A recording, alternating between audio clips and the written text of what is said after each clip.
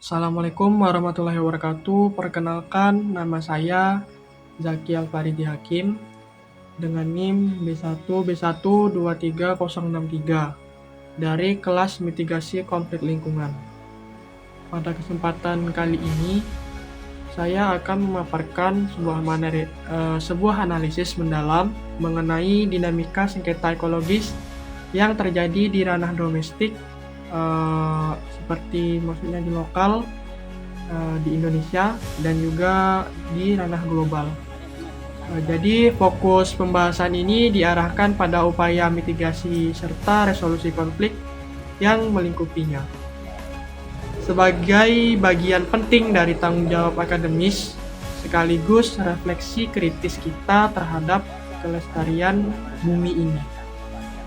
Nah, untuk konteks lokal di Indonesia, fokus analisis saya yaitu saya tunjukkan pada resistensi kultural dan yuridis yang dihadapi oleh masyarakat adat Dayak Bakati Riuk Sebalos yang ada di Kabupaten Bengkayang, tepatnya di Kalimantan Barat, yang dimana mereka itu sedang berjuang mempertahankan tanah ulayat mereka dari ekspansi perkebunan kelapa sawit oleh PT Ceria Prima.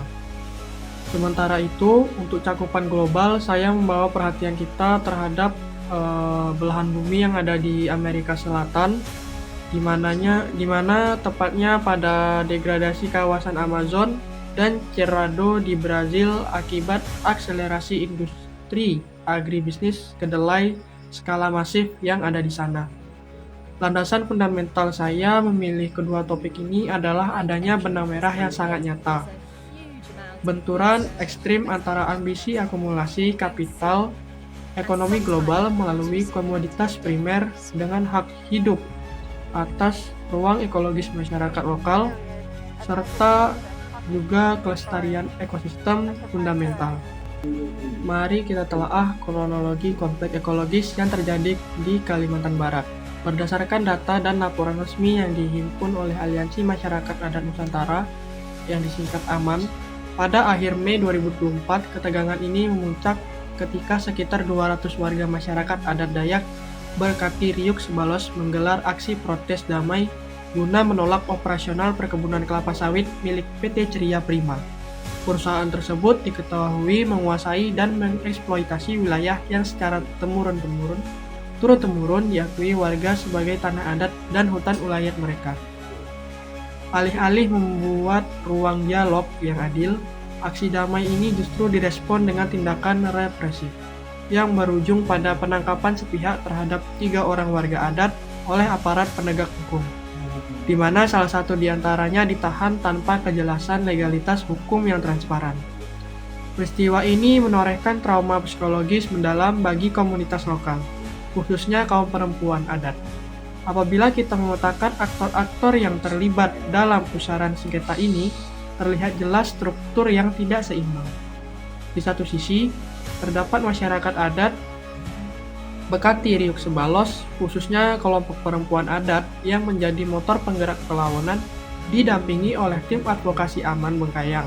Di sini, seberang, berdiri korporasi swasta PT Ceria Prima sebagai pemegang konsensi, yang didukung oleh aparat keamanan negara. Ironisnya, konflik ini semakin diperumit oleh keterlibatan aktor lokal seperti Kepala Desa John Hantan yang justru menunjukkan keberpihakan pada korporasi dengan menolak memfasilitasi ritual hukum adat dan menghasut warga untuk menghentikan iuran swadaya. Akar penyebab dari prahara ekologis ini adalah tumpang tindihnya regulasi agraria serta pengabaian terhadap prinsip kesepakatan di awal tanpa paksaan atau yang dikenal secara internasional sebagai prinsip Free, Prior, and Information Consent atau yang disingkat FPIC. Konsensi lahan kelapa sawit diterbitkan di atas ruang lingkup masyarakat tanpa adanya konsultasi yang inklusif. Dampaknya sangat destruktif secara lingkungan.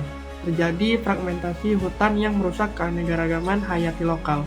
Sedangkan secara sosial ekonomi, masyarakat kehilangan kedaulatan pangan atas wilayah kelola adat mereka. serta hal ini memicu pembelahan kohesi sosial internal di dalam struktur kelembagaan desa itu sendiri. Dalam menghadapi tekanan struktural tersebut, berbagai upaya mitigasi telah diupayakan oleh pihak-pihak yang bersengketa. Kelompok perempuan adat menempuh jalur kultural dengan menggalang dana swadaya secara mandiri demi menyelenggarakan ritual hukum adat sebagai bentuk penegasan kedaulatan moral mereka atas wilayah yang dirampas. Di jalan formal yuridis, tim advokasi Aman Bengkayang melakukan pendampingan hukum dengan memanfaatkan instrumen legal lokal yang ada, yakni Peraturan Bupati Bengkayang Nomor 18 Tahun 2020 tentang pedoman identifikasi, verifikasi, dan penetapan masyarakat adat. Regulasi ini digunakan sebagai senjata legal untuk memperjuangkan pengakuan kolektif atas status tanah ulayat mereka di mata hukum negara. Namun, jika kita menilai tingkat efektivitasnya secara objektif, langkah mitigasi ini masih jauh dari kata tuntas dan berada pada level yang parsial. Sementara peraturan bupati telah eksis semenjak tahun 2020, implementasi real di lapangan berjalan sangat lambat akibat birokrasi yang berbelit-belit, sehingga belum mampu membendung tingkat represif dari kriminalisasi terhadap warga adat. Hambatan terbesar dalam proses mitigasi ini bersumber dari asimetri kekuasaan yang mencolok, adanya resistensi dari elit birokrasi desa, serta minimnya itikat baik dari korporasi untuk mengakui eksistensi hak komunal masyarakat hukum adat. Untuk membedakan fenomena ini dengan secara akademis, kita dapat mengaplikasikan teori konflik struktural yang digagas oleh Rolf Dahrendorf. Dalam perspektif teori ini, konflik sosial tidak lahir dari sekedar kesalahpahaman biasa, melainkan berakar langsung dari ketimpangan distribusi otoritas dan kekuasaan dalam struktural sosial. Korporasi kelapa sawit yang memiliki legitimasi formal legal dan negara memegang kendali atas sumber daya. Sementara, masyarakat adat diposisikan pada kelas subordinat tanpa otoritas formal. Akibatnya, benturan kepentingan ekonomi politik ini bertransformasi menjadi konflik manifest ketika hak-hak dasar kelas bawah dieksploitasi demi keuntungan segelintir elit pemilik modal. Selanjutnya, mari kita alihkan pandangan pada konstelasi global, di mana kerusakan lingkungan dengan pola struktural yang berupa tengah terjadi di Brazil. Berdasarkan laporan investigasi mendalam yang dirilis oleh Deutsche Welle atau yang disingkat DW, industri agribisnis kedelai di Brazil telah bermutasi menjadi mesin deforestasi yang sangat masif. Bergerak dari pembukaan ladang berskala lokal sehingga merambah ke dalam kawasan hutan lindung primer Amazon dan sabana Cerrado yang kaya akan keanekaragaman hayati. Kronologi krisis ini didorong oleh lonjakan permintaan pasar internasional terhadap komoditas kedelai sebagai bahan baku utama pakai ternak di Uni Eropa dan Asia. Untuk memenuhi kuota ekspor global tersebut, jutaan hektar hutan tropis dibakar dan dibersihkan secara paksa guna menyediakan ruang bagi sistem perkebunan monokultur.